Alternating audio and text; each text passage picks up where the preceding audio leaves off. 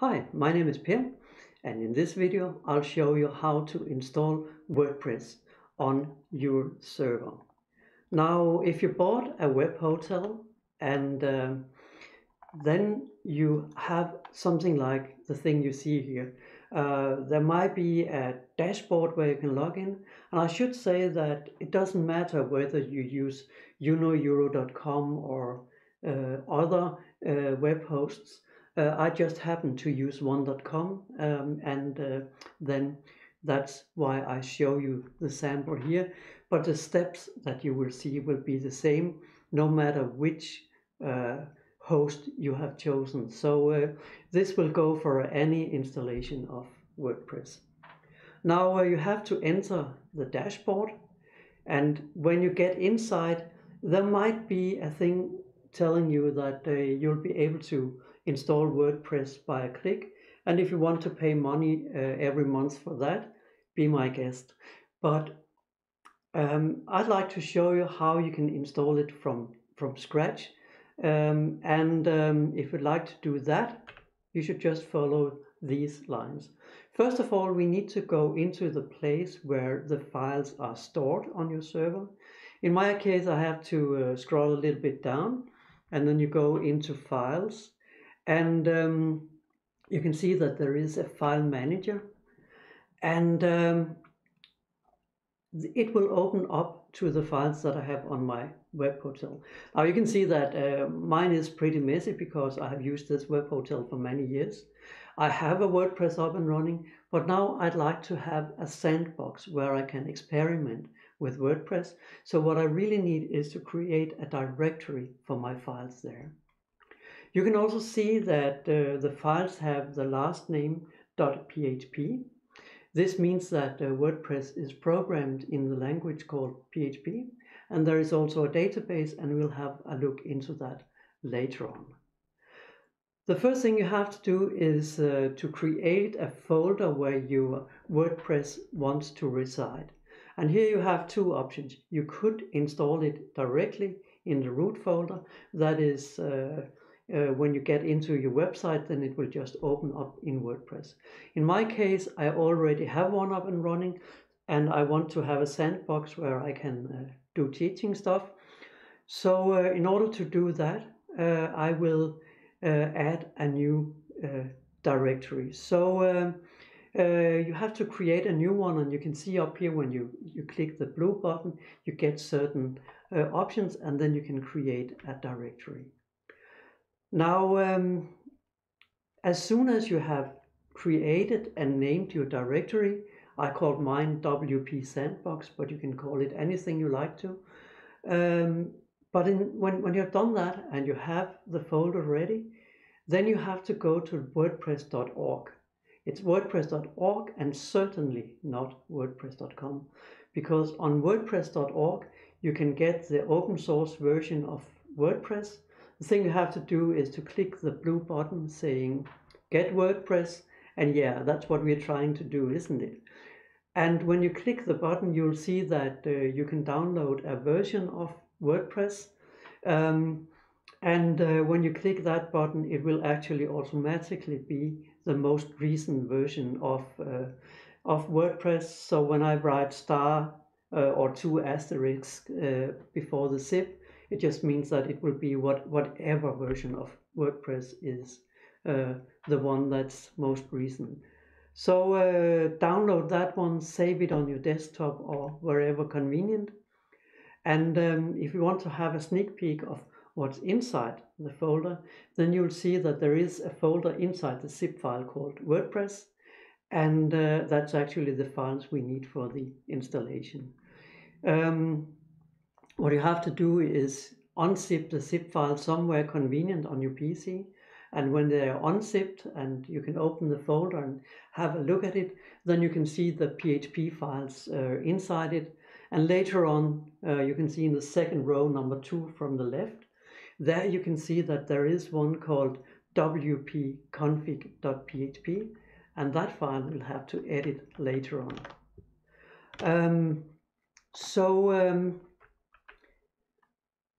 The next step is to upload your files. you have to go to the WordPress folder that is unzipped, and when you're inside that folder, you just have to mark all the files. I'd like to press Control A or Command A if you're on a Mac, and then you have marked all the files, and then you just drag and drop the files to the file manager. You wait for a couple of seconds, and if you're unlucky, a couple of minutes, and then the files are ready for you to work with. Now, if you try to go to your sandbox on your domain, then you can see that on mine I call the sandbox wp-sandbox, but you can call the sandbox anything you like. But you can see that if I try to enter the website, it just says forbidden. And it's because we have to configure WordPress. And in order for hackers and crackers to keep them out, nothing will happen before you change the content of the WP settings file that we will enter in a moment. So the settings file is here. It's called wp-config-sample.php. If you open that in your file manager, or you can do it with an editor on your desktop, depending on what you want to do. But here you see that there is like a couple of settings here. For instance, we have to set the database information.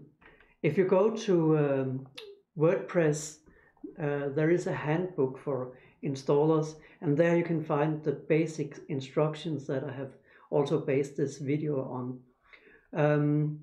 The first thing you have to do is to find your the name of your database, the username of that database, the password of the database, and the host name. And if you try to copy these informations from your dashboard or from a mail that you got when you made your website with the host, you probably got some email with all of these informations, then you are ready. Then you have to go to the file and open it in the file manager, and then you have to write the name of the database. Here you see the name of my database on MySQL or on one.com rather. Then I have a username that I have blacked out. I have a password, and no, you're not allowed to see that. And then you can see that the database has an address too. It ends with .mysql, and depending on whatever your website is called, it should be written before .mysql here. Then you have to define the char set. Normally we would actually use UTF-8, so just write that. This means that you can create web pages in any language you'd like to. But if you edit the file like this and save it, then you're ready for the next step. Now the next step is to open up another browser window and go to the address you see on the top here. Here you see you have to go to API wordpress.org secret key 1.1 and then salt. And if you go in there, it will just create some random salts, and you have to copy paste all of the lines that you see here and make sure that you have both the word define and the final semicolon, so that everything is exactly as you see it here. You just copy these information and then you paste it to the position where you see the salts. Here you see that I placed some salts, and no, they are not the ones that are on the website right now. So if you expect that, of course that is not the case. But you can see that you can read define here, and very important in PHP is lines should always end with a semicolon, because that is the end of a statement. So make dead sure that that's the case. And if you have done that, you're ready for the next step. And it's almost the final step that we have to do in PHP. But what we have to do here is, if you have one WordPress, then you don't have to change the table prefix, because in that case you will simply have the content in a table called wp underscore something. But if you have the same thing as you want a sandbox where you want to experiment and you don't want the content of the sandbox from your original database, in that case you have to prefix the WordPress tables with some other letters. And you can see that I just removed the vocals from the word sandbox, and then I have SNDBX and an underscore. This means if I go to the database, I rarely do, but I may sometimes do it, but it's a rare occasion when you go into the database. But here you actually see the prefix that will be in my tables. Now the final step on the dashboard of the server, so to speak, is a rename. It's a very simple process. You simply mark the file to the left, then you click rename, and then you change the name of the file called wp-config-sample.php to wp-config.php. And when you have done so, there will be a file called wp-config in the directory, and when that is true, you will be able to go to the sandbox. So you simply go to your browser, open a new window, then you write whatever your whatever your domain name is, and you write /sandbox, and then you are ready for the install. And now you may notice that it looks a little bit different than before. Before it said forbidden.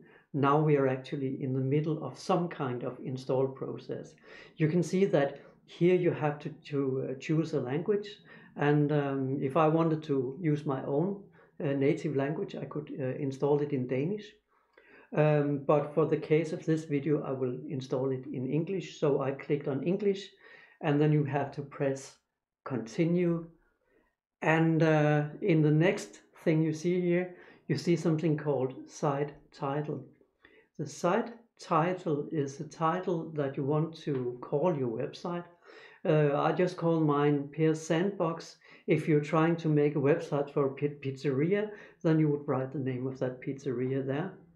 You will give yourself a username, and you will have a password, and make sure that you choose a very strong password, because if you don't do so, you will get hacked automatically and fast. So make sure that your password is very strong. Then you have to add your email address, and when you have done that, you can click on install WordPress.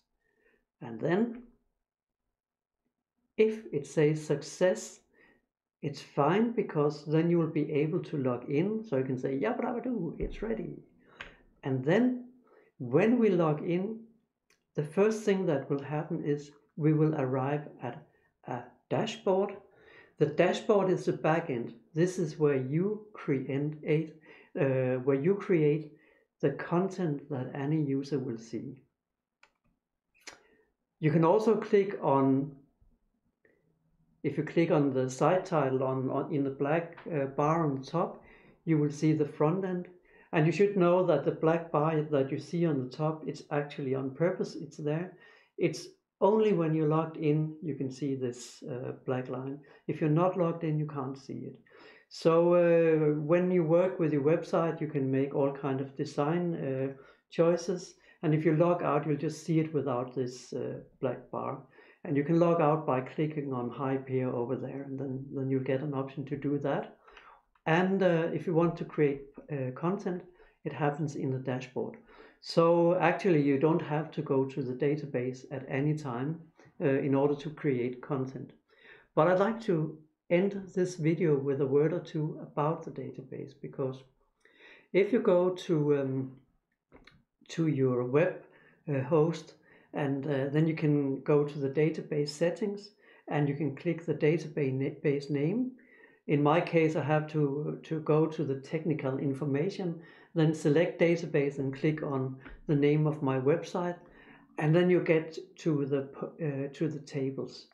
And don't be scared, because you'll never go in here when you work with WordPress. You should just know that it is there, and this is where WordPress saves the content.